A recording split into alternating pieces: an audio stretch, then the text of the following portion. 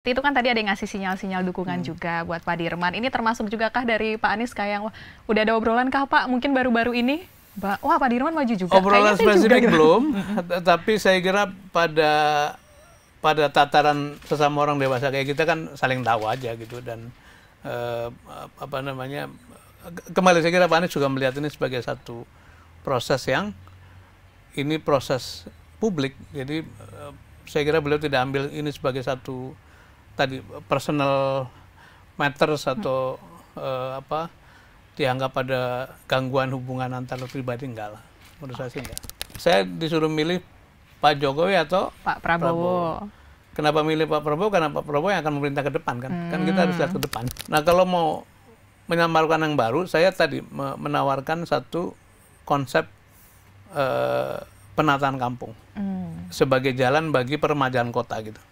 Karena itu cakupannya akan luas sekali. Luas sekali Pak.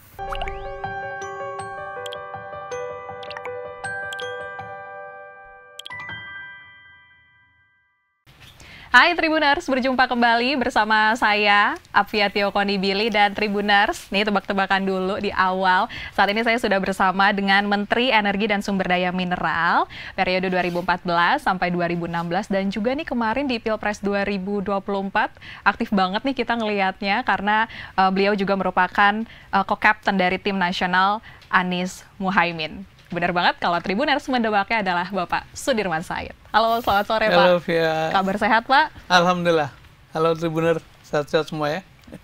Pak Dirman, terima kasih waktunya udah mampir-mampir ke studio Tribun News. Hari ini pas banget nih lagi hujan ya Pak ya, cuaca di luar. Terima kasih ya Pak waktunya ya Pak ya. Terima kasih, sama-sama. Oke, apa kabar Pak? Setelah kemarin Pilpres selesai, ini kita udah mau Pilkada juga, kesibukan apa aja Pak Dirman? Boleh dibagikan Pak kepada Tribuners Pak?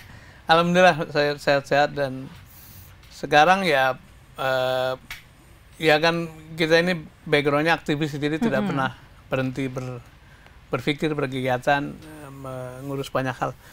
Setelah Pilpres sebenarnya saya lagi siap-siap balik ke kampus, pengen kembali mengajar, pengen tapi banyak kegiatan-kegiatan yang berkaitan sama pengembangan kepemimpinan kita terus jalankan. Kemarin di HN baru saja menyelesaikan pembukaan angkatan kelima Tri-Sector Leadership Bootcamp. Jadi teman-teman seluruh Indonesia dikumpulkan, ada 35 orang dari sektor swasta, sektor pemerintah, sama social movement. Kita menyiapkan mereka-mereka untuk menjadi future leader. Oke, baik. Berarti kondisi kesehatan juga saat ini aman ya Pak, karena cuaca kita ini lagi panasnya pol gitu Pak kalau di Jakarta. Alhamdulillah, ya Pak? Alhamdulillah. Katanya sehat pada usianya. Oke. Nah Pak, sebelum kita lebih jauh berbicara tentang program-program Bapak ke depan dan apa aja yang bakal Pak Dirman lakukan ke depannya setelah Pilpres berakhir, Pak, nih saya mau tanya Bapak jawab cepet dulu nih ya Pak ya. Saya kasih dua pilihan, nanti Pak Dirman pilih. Alasannya nggak usah pilih satu Pak. Alasannya nggak usah disebutin sekarang karena nanti kita jelasin di belakangnya Pak Dirman ya. Oke. Yang pertama, ada 5 Pak, di-spill dulu 5 ya Pak ya. Jadi Menteri ESDM atau Menteri Keuangan? Menteri Keuangan. Yang kedua, Gubernur Jawa Tengah atau Gubernur DKI Jakarta? Gubernur DKI. Makan siang gratis atau pendidikan gratis, Pak Dirman? Pendidikan gratis. Oke, Jokowi atau Prabowo, Pak? Prabowo. Jokowi atau JK, Pak? JK. Oke, jadi ini bakal sulit-sulit tadi. Pak Dirman pasti bakal maju Pak Pilgub DKI Jakarta Pak, karena tadi Bapak milih DKI Jakarta nih Pak. Oh, walaupun sekarang udah nggak DKI lagi ya Pak ya? DKJ ya? Iya, DKJ. Kalau pasti nggak maju tidak itu kan tergantung partai politik, karena saya kira semua orang kecuali Pak Ridwan Kamil ya, belum ada satupun nama yang memperoleh tiket secara resmi dari partai-partai, kecuali Kang Emil sama satu yang sudah mendaftar lewat jalur independen. Mbak siapa namanya? Dharma ya. Iya. Yang lain punya kesempatan yang sama, tergantung nanti keputusan partai politik. Jadi kalau saya dianggap memenuhi syarat, kemudian diberikan kepercayaan oleh partai-partai dan dicalonkan, insya Allah kita tunaikan kepercayaan itu. Gitu. Oke, baik Pak Dirman. Kalau soal ngomongin Bapak akan maju di Pilgub DKI ini kita juga mendengar kabar ya Pak. Kalau misalnya Pak Anies kan juga kayaknya akan maju juga di Pilgub DKI ini. Dan Bapak kan sebagai bestie gitu sama Pak Anies ya Pak. Selalu bersamaan gitu dulu berdua. Nah ini yang gimana Pak? Maksudnya pecah kongsi, akan jalan sendiri-sendiri, teman dan teman bersaing walaupun memang banyak terjadi ya Pak ya sekarang ini ya Pak ya. Di PDIP banyak nama-nama yang dimunculkan juga kan.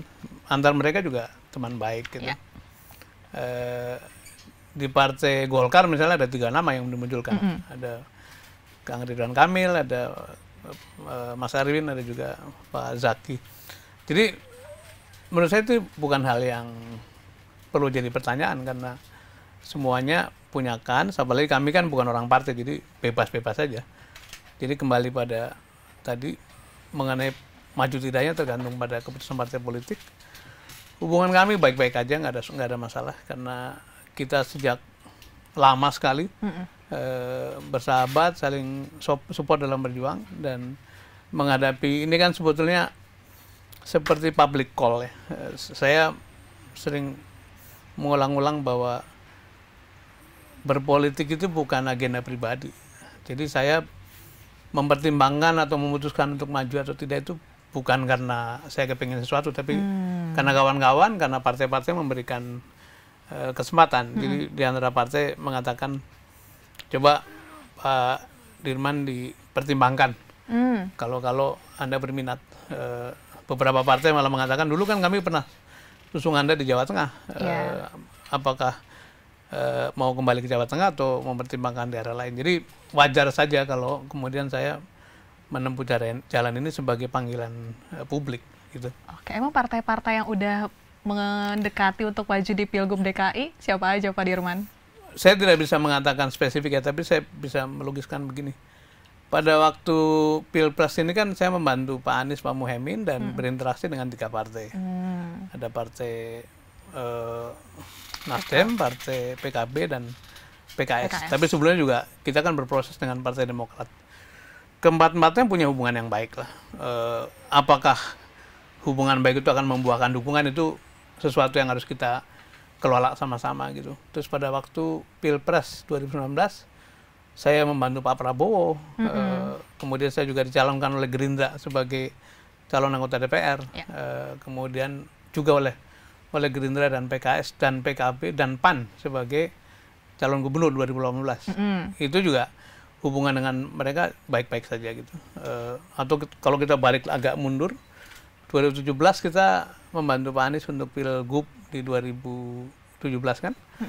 Itu juga partainya juga partai yang kita juga punya hubungan yang baik. Jadi semua perjalanan itu insya Allah menghasilkan persahabatan, pertemanan yang ketika ada kebutuhan seperti ini tentu kita jajaki semuanya. Nah sekarang di antara seluruh partai apa yang sudah memberikan signal, ada beberapa, tapi saya kira kita harus hormati, saya harus hormati warna proses juga nggak dalam bisa mereka. disebut ya Pak ya. Jadi tadi kalau persahabatan atau hubungan ini membuahkan dukungan atau membuahkan satu mandat, kita jalankan. Cuman kan begini, tidak mungkin saya mempertimbangkan ini semua atau melangkah sejauh ini kalau tidak ada signal-signal bahwa kemungkinan itu ada. Jadi saya melihat sebagai satu proses yang sehat saja dan waktunya masih panjang karena kan pendaftaran pada bulan Agustus. Sekarang masih awal Juni, jadi ya pendek tapi tetap masih ada waktu untuk terus saling melihat berbagai kemungkinan. Oke Pak Dirman, berarti itu kan tadi ada yang ngasih sinyal-sinyal dukungan juga buat Pak Dirman. Ini termasuk juga kah dari Pak Anies kayak udah ada obrolan kah Pak mungkin baru-baru ini? Wah Pak Dirman maju juga. Obrolan spesifik belum, tapi saya kira pada tataran sesama orang dewasa kayak kita kan saling tahu aja gitu dan kembali saya kira Pak Anies juga melihat ini sebagai satu proses yang ini proses publik, jadi saya kira beliau tidak ambil ini sebagai satu tadi personal matters atau dianggap ada gangguan hubungan antar pribadi, enggak lah, menurut saya sih enggak. Pak Dirman, mengapa Jakarta menjadi spesial? Bapak akan maju di Jakarta, walaupun Bapak tahu ya Pak ya ini bukan daerah ibu kota lagi nantinya karena akan pindah ke IKN Pak. Ya, tadi menjawab pertanyaan pertama ya, Jakarta atau Jawa Tengah. Saya juga ditanya kenapa nggak memikirkan kembali ke Jawa Tengah. Saya ya dengan guyon saya mengatakan kan sudah pernah mencoba di Jawa Tengah, dan menurut saya Jawa Tengah itu biarkan diurus orang yang punya basis politik kuat di sana lah. Itu satu. Nah, Jakarta mengapa menjadi tantangan menarik karena menurut Undang-Undang Nomor 2 Tahun 2024 Jakarta akan mengalami perubahan besar dari yang semula ibu kota negara.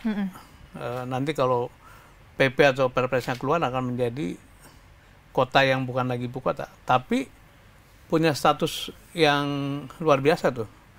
Jadi pusat ekonomi, pusat bisnis, pusat jasa, pusat kebudayaan. Dan jangan lupa bahwa pada tahun 2045 setelah 100 tahun merdeka, 70% warga kita akan tinggal di kota.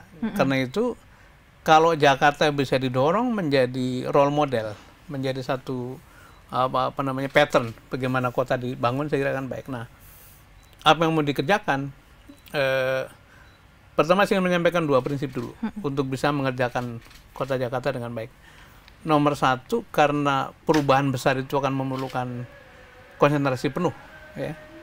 Maka sebaiknya pemimpin ke depan mau siapapun itu, sebaiknya pemimpin yang bisa fokus mengurus Jakarta dan tidak meletakkannya sebagai semacam stepping stone ya, untuk pancatan agenda politik berikutnya.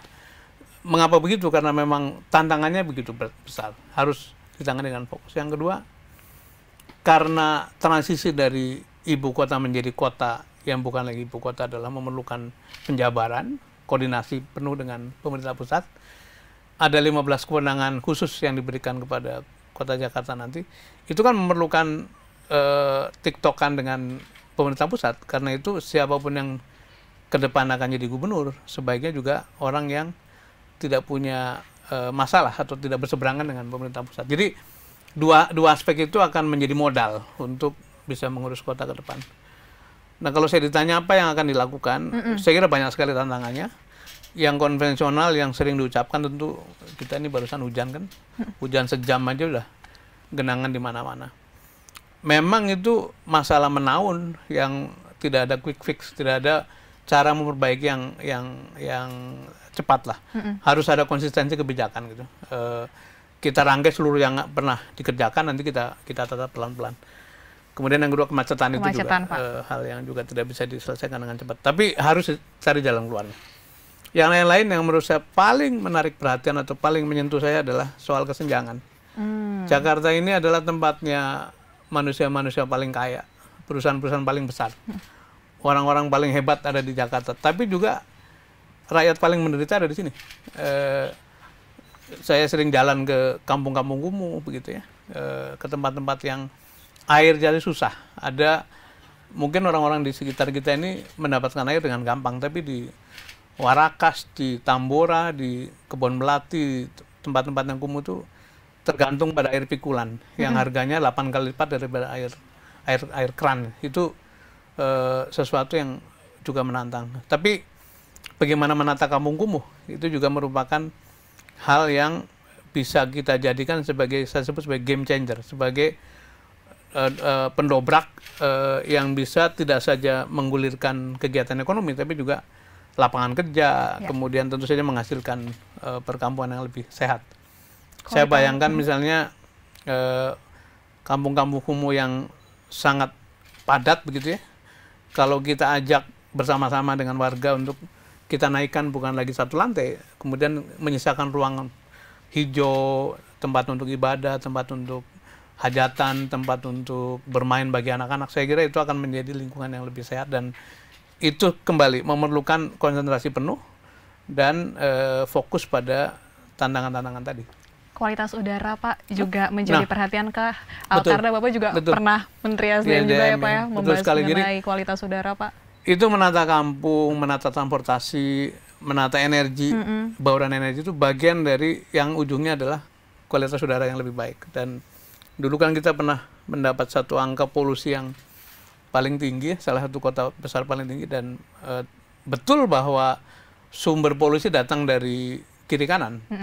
Tapi kan namanya udara kan nggak punya KTP kan, nggak bisa di stop bahwa karena kamu datangnya dari Batang atau dari Cirebon, maka nggak boleh bergeser itu. Nah itu memerlukan koordinasi dengan kiri kanan.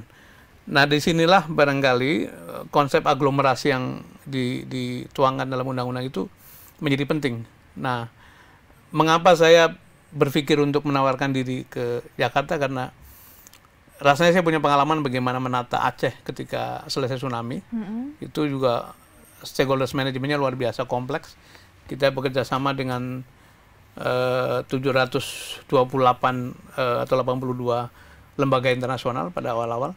Itu sesuatu yang sangat dinamis dan tapi akhirnya memberikan solusi. Nah, kita juga Jakarta akan begitu. Jadi ada aspek manajemen stakeholders, ada aspek koordinasi dengan pemerintah pusat, ada aspek kolaborasi dengan 3 pilar, bisnis, pemerintah, dan juga masyarakat sipil gitu. Nah ini hal-hal ini menjadi tantangan yang menurut saya cukup besar untuk ditangani. Oke, Pak Dirman, kemarin tuh kita sempat baca-baca juga sebenarnya Bapak kan akan maju secara independen gitu ya Pak ya di Pilgub DKI, tapi sampai akhir tanggal Bapak tidak mendaftar, hanya 1, dan akhirnya kayak sekarang pasti akan merapat ke partai. Ini akhirnya keputusannya seperti apa Pak? Jadi sebetulnya saya waktu itu belum memutuskan mau menjajaki atau tidak, tapi sejumlah teman datang mengatakan, Pak boleh nggak kita cek ke KPU apakah kita bisa memenuhi syarat-syarat sebagai calon independen. Saya katakan ya silakan, tapi tentu saya nggak bisa aktif. Itu inisiatif teman-teman. Saya hormati kawan-kawan itu. Dan dijajaki, mereka sudah mengumpulkan hampir 400.000 KTP. Tapi kan begitu masuk, ditanya, waktunya tinggal beberapa hari. Jadi tidak mungkin itu dipenuhin kan. Jadi ya sudah kalau begitu. Tapi kemudian teman-teman mengatakan, kalau independen tidak memungkinkan, mengapa tidak mendengar aspirasi partai, dan itu akhirnya ya yang paling tersedia sekarang ya meneruskan usaha atau ikhtiar melalui jalur partai. Nah tadi kembali, saya kebetulan bukan orang partai politik, bukan orang dalam, jadi sepenuhnya diserahkan pada para pimpinan partai nanti. Oke, Pak Dirman, dan berikutnya nih mengikuti jawab cepat kita tadi ya Pak ya. Itu kan tadi Bapak kayaknya memilih untuk menjadi Menteri Keuangan. Dan kemudian Pak, kita sangkut pautin lagi sama Pilgub, sebenarnya jadi menteri itu kan lebih enak gitu ya Pak, fokus dalam satu bidang dibandingin kalau misalnya jadi gubernur. Berarti salah sangka pertanyaannya. Gubernur tuh kayak banyak gitu suruh diurusin memilih Pak. Antara fungsi keuangan sama fungsi SDM. Saya memilih keuangan karena pertama fungsi SDM saya sudah mengalami ya, dan sangat sektoral, sangat teknikal, sangat sempit begitu. Kepentingan sektoralnya juga banyak Pak? Betul. Nah sementara keuangan itu lebih general. Jadi kalau saya diminta berpendapat mana yang impact-nya lebih luas, barangkali saya pilihin tadi Menteri Keuangan, Menteri Keuangan kan, tapi tidak ditafsirkan bahwa saya memilih jadi menteri. Kenapa? Karena kan banyak orang nanya nih, bagaimana kalau diundang oleh Pak Prabowo menjadi menteri gitu ya. Pertama, itu nggak boleh berandai-andai. Tapi yang kedua adalah saya sejak lama punya pandangan, ini kan pemilu itu kan kompetisi. Nah kompetisi itu yang menang yang memerintah, yang kalah ya menjadi penyeimbang gitu. Jadi kita percaya bahwa di kalangan Koalisi Indonesia Maju itu banyak juga kader-kader bangsa yang mumpuni, karena itu beri kesempatan mereka untuk mengisi pemerintahan, mengisi kabinet gitu. Nah bagaimana dengan yang kalah atau orang-orang yang tidak terlibat langsung? Kan ngurusin negara ini banyak sekali bidangnya gitu. Jadi bisa saja mengisi bidang-bidang lain lah. KPK sekarang lagi dibuka, PPK juga nanti terbuka. Sekarang kepala daerah sedang terbuka. Nah itu karena itu saya tidak berpikir untuk teman-teman yang dulu di koalisi perubahan ya, itu saya termasuk yang dalam lingkaran itu, jadi tidak dalam kapasitas atau tidak dalam posisi untuk menyediakan diri menjadi bagian dari kabinet lah. Itu secara etika begitu. Ya baik Pak Dirman, dan pas banget tadi Bapak milih Pak Prabowo ya Pak ya? Oh iya, iya. Emang apakah juga Mengapa, udah gitu mulai kan? ada obrolan Pak? Karena kayaknya udah mulai membahas mengenai kabinet nih Pak Prabowo Enggak. sama Gibran Pak. Penjelasannya begini, saya disuruh milih Pak Jokowi atau Pak Prabowo. Kenapa milih Pak Prabowo? Karena Pak Prabowo yang akan memerintah ke depan kan. Kan kita harus lihat ke depan. Jadi Pak Prabowo akan memimpin pemerintahan dan saya sering mengatakan bahwa sejak 22 April ketika MK memutuskan bahwa pemenangnya Pak Prabowo, sudah kita hormati keputusan itu. Mari kita bersiap dan mari kita memberi satu harapan pada Pak Prabowo bahwa beliau akan menata-nata hal-hal yang memang selama ini menjadi concern kita. Dan saya menyampaikan pesan lewat berbagai channel, termasuk lewat channel publik, nulis berkali-kali. Tugas Pak Prabowo sangat berat ya. Dan saya kira yang masih ditata bukan hanya pemerintahan, tapi pengelolaan negara keseluruhan. Tentu saja yang paling prioritas nyusun tim, nyusun kabinet, nata pasukannya di pemerintah. Tapi habis itu di hadapan beliau akan muncul tantangan-tantangan tadi. KPK mau diapakan sebagai lembaga auxiliary. Kemudian BPK sebagai lembaga tinggi negara yang sangat disayangkan belakangan ini di BPK pun muncul kasus-kasus yang harusnya berlawanan dengan apa yang mereka lakukan gitu. Artinya korupsi segala macam.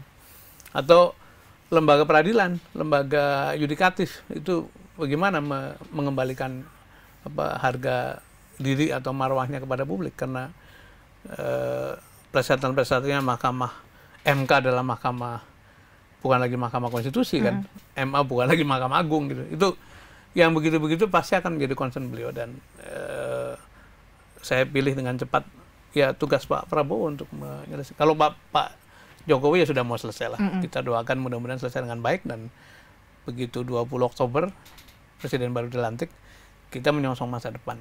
Oke, kayak Pak Dirman nih orangnya nggak suka mengulang masa lalu ya Pak ya. Tadi juga kalau milih Menteri SDM gitu, Pak mau jadi Menteri Keuangan aja. Katanya kalau jalan itu setir mobil jangan terlalu sering lihat spion, kita lihat ke depan aja. Sekali-kali boleh lihat spion. Oke. Begitu Tribuners. Oke, Pak Dirman tadi juga kan berarti ini secara personal mungkin Pak. Berarti Bapak nggak bakal ada di posisi oposisi ya Pak ya ke depannya Pak ya? Saya bukan pengurus partai, bukan bagian dari partai gitu. Sebagai warga negara, bila saya tidak di dalam struktur pemerintahan apapun, tugas kita untuk terus menyampaikan pikiran, masukan, mungkin sekali-kali mengkritik juga sebagai cara dari memberikan masukan. Dan saya mengamini anjurannya Bung Hatta yang disampaikan di Hari Alumni UI pertama, tanggal 11 Juni tahun 1957. Beliau berpidato dengan, saya sering kutip itu, bahwa tugas kaum intelijensia, maksudnya kaum terpelajar lah, itu adalah terus memberikan bimbingan pada jalannya masyarakat. Apakah dia ada di pemerintahan, di luar pemerintahan, bahkan ketika tidak menjabat apapun, itu tetap punya tanggung jawab untuk mengingatkan jalannya masyarakat, jalannya negara. Jadi saya tidak bisa mengatakan saya oposisi atau tidak, tapi sebagai warga negara yang diberi kesempatan punya pendidikan baik, punya pengetahuan, diberi pengetahuan seperti kita semua nih, nggak boleh diam dan nggak boleh diamnya itu dari mulai berbuat langsung, apakah menjadi bagian dari pemerintahan atau tidak, atau tadi menyampaikan pikiran-pikiran. Dan saya juga tidak pernah berhenti mengajar kan, nah mengajar itu bagian dari menyebarluaskan pikiran juga itu. Oke baik Pak, berarti udah ada masukan-masukan juga Pak ke Pak Prabowo di masa-masa ini Pak yang diberikan Pak Dirman? Langsung atau tidak langsung ya, kebetulan sejumlah orang yang ada dalam tim internalnya Pak Prabowo juga masih menjalin hubungannya. Teman-teman sekarang lagi nyusun konsep, nyusun tim itu ngobrol juga dan saya tidak bisa klaim bahwa saya menyampaikan masukan, tapi obrolan itu insya Allah sih bagian dari proses juga yang bisa kita harapkan. Ya minimal apa-apa yang kita tahu di luar kita sampaikan ke teman-teman yang sekarang sedang sibuk untuk menyusun barangkali. Oke, baik. Pak Dirman, nah ini mungkin kita kembali lagi ke rencana Bapak untuk maju ke Pilgub DKI, Pak. Mungkin tadi programnya Bapak banyak fokus ke pendidikan dan sebagainya macam. Ya mungkin ada program sendiri Pak yang udah terbayang sama Bapak kalau sebelumnya kita punya ada DP 0%, sebelumnya lagi kita punya ada Kartu Jakarta Pintar. Nah ini Pak Dirman mungkin udah ada yang terbayang satu program gitu Pak? Jadi tidak ada institusi yang begitu pimpinannya ganti itu seperti off semua yang lama, kemudian semuanya baru enggak. Setiap pemerintahan apapun di level manapun, apakah saya jadi menteri dulu, apakah pernah jadi dirut di BUMN, selalu melihat yang baik-baik yang lalu itu kita teruskan gitu. Nanti yang perlu diperbaiki kita perbaiki. Nah sekarang Jakarta bagaimana? Kan kita juga pernah punya gubernur, sekarang ada PJ Pak Heru ya. Ada Pak Anies mengerjakan banyak hal, banyak sekali yang bagus. Sebelum Pak Anies Pak Basuki pasti ada yang bagus juga. Terus sampai ke Bang Yos, Pak Foke dan sebagainya. Itu kita jajarin kemarin tuh sama teman-teman apa yang baik-baik itu. Ya udah yang baik kita teruskan. Nah kalau mau menyamarkan yang baru, saya tadi menawarkan satu konsep penataan kampung sebagai jalan bagi peremajaan kota gitu. Karena itu cakupannya akan luas sekali. Luas sekali Pak. Di sana juga tentu termasuk penataan transportasi publik, karena akan baik kalau kampung-kampung itu juga ketika membangun didekatkan dengan tempat-tempat transit. Kan sekarang ada konsep namanya TOD, Transit Oriented Development. Kalau kampung-kampung itu didekatkan dengan wilayah-wilayah yang dekat stasiun kereta, stasiun MRT, LRT atau bus, itu akan menghemat mereka untuk tidak harus menggunakan kendaraan pribadi. Tapi juga tadi sekarang, Pak. Secara ada Jaklingko juga. Saya pernah jadi komisaris utama di Transjakarta kan, jadi ikut terlibat juga dalam penataan itu. Nah, secara tadi disinggung soal mutu udara. Kalau semakin sedikit kendaraan pribadi yang digunakan, itu juga kualitas udara akan makin bagus. Plus soal-soal penghematan. Jadi data menunjukkan setiap tahun kita kehilangan atau kerugian 65 triliun karena macet, karena BBM yang boros, karena waktu yang dibuang di jalanan gitu. Nah kalau tadi proses penataan kampung atau modernisasi kota itu dikaitkan dengan itu semua, saya kira akan baik. Tentu ini perlu dirinci dan kembali kita perlu mendengar sebetulnya visinya pemerintah pusat ke depan akan seperti apa setelah Jakarta tidak lagi jadi ibu kota. Tapi saya akan fokus pada itu sebagai payung. Nah yang lain-lain yang subsidi transportasi silakan jalan, kita teruskan. KJP Plus, Kartu Jakarta Pintar Plus kita jalankan. Kan jejaknya Pak Anies juga masih banyak yang bagus-bagus di taman-taman kota, di tim juga bagus. Jadi nanti pada waktunya kita akan detailkan bagaimana melakukan peremajaan kota itu. Ya baik Pak Dirman, udah mempersiapkan juga Pak untuk menarik pemilih muda Pak, karena kita udah belajar juga dari Pilpres nih, pemilih muda nih kayaknya emang harus banget disentuh gitu Pak, harus ada something new gitu Pak. Tentu itu tantangan besar bagi saya karena usia saya tidak lagi muda ya, tapi siapa tahu nanti kita mendapatkan pasangan yang lebih muda kan, wakil maksudnya bukan pasangan hidup, wakil yang lebih muda, kemudian mereka lebih paham, tapi juga sebetulnya kita punya 3 lapis masyarakatnya kalau kita sederhanakan. Satu lapisan paling atas, itu mungkin orang-orang yang negara nggak ngapa-ngapain juga, mereka tetap hidup, tetap jalan, tetap muter gitu ya. Ini kelompok ini hanya membutuhkan kepastian policy, tidak berubah-ubah, kemudian hukumnya memberi satu keadilan. Yang di tengah barangkali menjaga kenyamanan yang diperoleh. Sekarang ini anak-anak muda sekarang ini kan mulai jadi tren. Mereka tidak lagi risau dengan nggak punya mobil, nggak punya rumah, tapi yang penting bisa nyewa, bisa pakai kendaraan umum kemana-mana. Ini kawan-kawan ini hanya perlu difasilitasi untuk memperoleh itu semua gitu. Nah, kemudian yang paling bawah tadi saya sebut 40% paling bawah, ini membutuhkan sentuhan dari negara. Nah, dalam hal ini resources terbaik, pikiran terbaik, sumber daya terbaik harus difokuskan ke 40% paling bawah. Nah yang muda bagaimana? Yang muda tuh sebetulnya kita ini berpuluh tahun investasi pendidikan luar biasa. Misalnya sebutlah LPDP, kita semua kenal itu. Itu kan menghasilkan ribuan sarjana yang dikirim ke luar sekolah. Sekarang kita memperoleh masukan atau memperoleh resources yang luar biasa. Nah, teman-teman itu yang mungkin perlu diajak ke dalam mainstream. Saya punya pengalaman di Aceh. Kenapa Aceh bisa dibangun dengan cepat dan sumber daya terbaik bisa kumpul? Karena leadershipnya, kepemimpinannya kredibel. Orang seperti Pak Kuntoro almarhum itu sangat dipercaya publik, sehingga begitu beliau menyampaikan sesuatu, orang ikut berlomba-lomba. Saya ikut terlibat. Nah, menurut saya Jakarta akan bisa begitu. Kalau kita hadirkan satu credible leadership, pemimpin yang terpercaya, anak-anak muda itu akan juga acung tangan untuk partisipasi. Nah, dari mereka akan muncul gagasan-gagasan segar gitu, yang mungkin tidak bisa kita duga-duga. Dan itu pernah dikerjakan Pak Anies juga ketika mengumpulkan anak muda, ternyata banyak sekali ide segar. Jadi anak muda perlu dilibatkan karena kita dengan begitu kita tahu apa yang mereka butuhkan dan kita bisa sampaikan program yang sesuai dengan kebutuhan mereka. Oke, berarti udah nyiapin gimmick juga ya Pak nanti Pak? Nanti kita belajar dari ahlinya lah. Soalnya masih berhubungan ya Pak ya? Oke, kalau gitu Pak Dirman, ini mungkin terakhir Pak. Iya. Ini sih agak serem sih nih, kayak tiba-tiba kepikiran Pak, tadi Bapak udah bilang kalau misalnya nanti berpasangan sama yang lebih muda. Tapi kan politik kan dinamis ya Pak ya, ini tiba-tiba keputusannya akhirnya Pak Dirman jadinya cawagup gimana Pak? Tergantung cawagupnya siapa.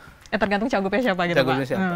Karena saya sama sekali tidak mencari posisi gitu ya. Yang akan saya berikan itu kan pikiran, ide, gagasan, pengalaman barangkali untuk ikut menata Jakarta. Jadi mau akhirnya jadinya cagup, jadinya cawagup itu buat saya bukan soal. Dan saya punya filosofi sejak dulu, yang namanya leadership itu bukan soal posisi, tapi soal peran, soal perilaku.